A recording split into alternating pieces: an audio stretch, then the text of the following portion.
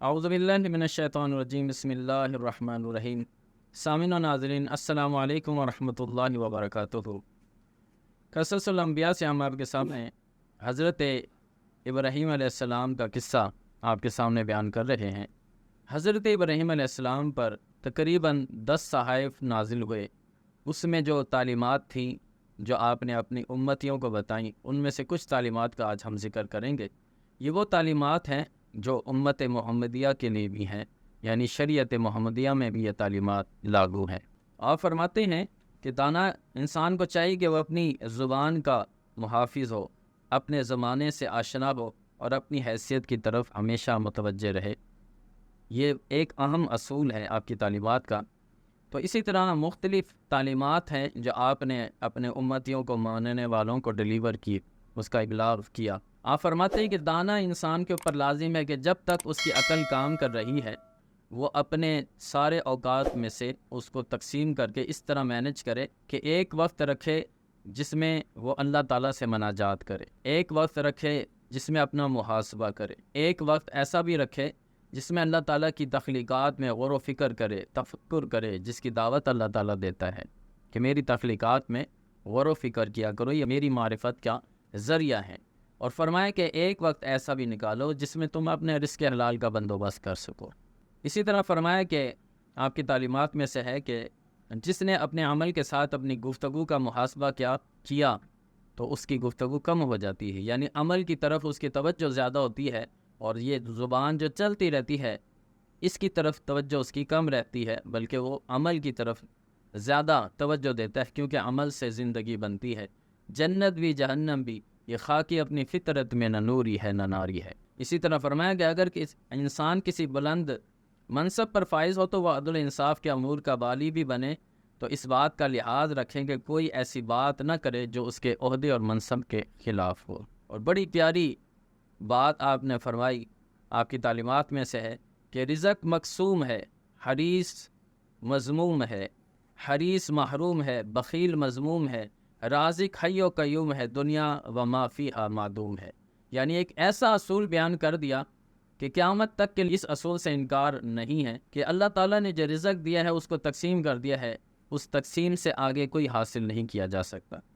حرص کرنے والا وہ ہمیشہ محروم رہتا ہے، بخیل کنجوسی کرنے والا وہ مذموم ہوتا ہے، ندامت اور شرمندگی اس کے حصے میں آتی ہے، کیونکہ رازق حی و قیوم ہے اور دنیا یقیناً معدوم ہے، فنا ہونے والی ہے، ہم بھی فنا ہو جائیں گے، دنیا بھی ختم ہو جائے گی۔ تو اس قانون کو سامنے رکھ کر آخرت کی فکر کر کے انسان کوشش کر سکتا ہے، کامیاب ہو سکتا ہے، لیکن اگر اس کو فکر آخرت نہیں ہے، ان قوانین کی پاسداری نہیں ہے، تو اس کی توجہ بڑھ جائے گی اور وہ بے مقصد سی زندگی گزارنا شروع ہو جائے گا۔ اسی طرح آپ کی تعلیمات میں سے ہے کہ فقیر، مسکین اور غریب کو حقیر نہیں سمجھنا چاہیے۔ اگر آج وہ اس مقام پر ہیں تو کوئی اور بھی، ہم بھی اس مقام پر جا سکتے ہیں۔ یہ اللہ کی تقسیم ہے، اس کی رضا، اس کی مشیت ہے، اس کی قضا ہے۔ اس لیے کسی کا مذاق نہیں اڑانا چاہیے، کسی کو حقیر نہیں سمجھنا چاہیے۔ اسی طرح فرمایا آپ کی تعلیمات میں سے ہے کہ جو تعلق کو توڑے تم اس سے تعلق کو جوڑو، جو ظلم کرے اس پر رحم کرو، جو تم سے خطا کرے، غلطی کرے، اس کو معاف کر دو، بخش دو، اور اگر تم سے کوئی خطا سرزد ہو جاتی ہے تو معافی مانگا کرو۔ اسی طرح اللہ تعالیٰ نے جو تعلیمات دیں آپ کے اوپر، جو صحائف نازل ہوئی، اس میں سے یہ تعلیمات ہیں کہ اے ابن آدم، جو تیرے قبضہ اختیار میں ہیں اس میں سے خرچ کیا کر اس آنے والے دن کے لیے جس کے لیے تیاری ضروری ہے، یعنی قیامت پر، آخرت پر یقین جو ہے وہ بہت زیادہ ضروری ہے۔ اگر آخرت پر یقین نہ ہو، اس کی طرف توجہ نہ ہو، تو انسان کی زندگی بھی بیکار ہوتی چلی جاتی ہے۔ اسی طرح فرمایا کہ اے ابن آدم، جو تجھ پر انعام کرے تو اس کا شکریہ ادا کر، اور جو تیرا شکریہ ادا کرتا ہے تو اس پر انعام کیا کر۔ بہت پیاری تعلیمات ہیں۔ اس طرح فرمایا اے اولاد آدم، ہم نے تیری آنکھوں کے سامنے ایک سائبان لگایا ہے تاکہ کسی حرام کی طرف تیری نظر جو ہے نہ اٹھے۔ اگر نظر پڑتی ہے تو فوراً یہ شیلٹر، یہ سائبان، اس کو بند کر لینا چاہیے۔ نظر کی حفاظت بہت زیادہ ضروری ہے۔ تو فرمایا کہ اسی طرح تیری زبان کے آگے، لبوں کے آگے ایک پشتہ لگا دیا، ایک دروازہ لگا دیا ہے اونٹوں کا، تاکہ ناگفتہ بے بات جو ہے وہ زبان سے نہ نکلے، کوئی لہو و لہب جو ہے زبان سے نہ نکلے، کوئی نازیبہ بات جو ہے زبان سے نہیں نکلنا چاہیے۔ اسی طرح فرمایا کہ اے آدم کے بیٹے، شبہات سے اجتناب کر تاکہ تو مجھے پہچان سکے، بھوک اختیار کر تاکہ تو میری معرفت حاصل کر سکے، اور خود کو میری زیارت کے لیے وقف کر دے تاکہ تم مجھ تک پہنچ سکے۔ اور یہی انسانیت کی معراج ہے، اور یہی انسانیت کی تخلیق کا مقصد بھی ہے۔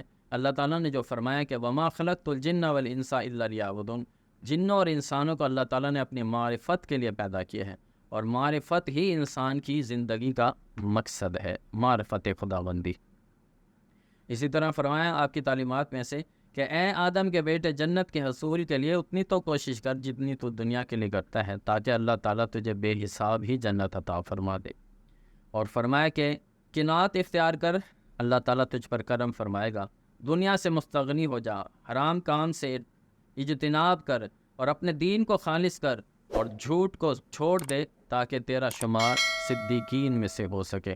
یقیناً اللہ کے انبیاء سچے ہیں، اور وہ سچی تعلیمات کو لے کر آئے ہیں، اور سچائی کی ہی دعوت دیتے ہیں۔ اللہ تعالیٰ ان تعلیمات کو سمجھنے کی توفیق عطا فرمائے، اور دنیا اور آخرت کی بھلائیاں عطا فرمائے۔ وما توفیقی الا باللہ، والسلام علیکم ورحمۃ اللہ وبرکاتہ۔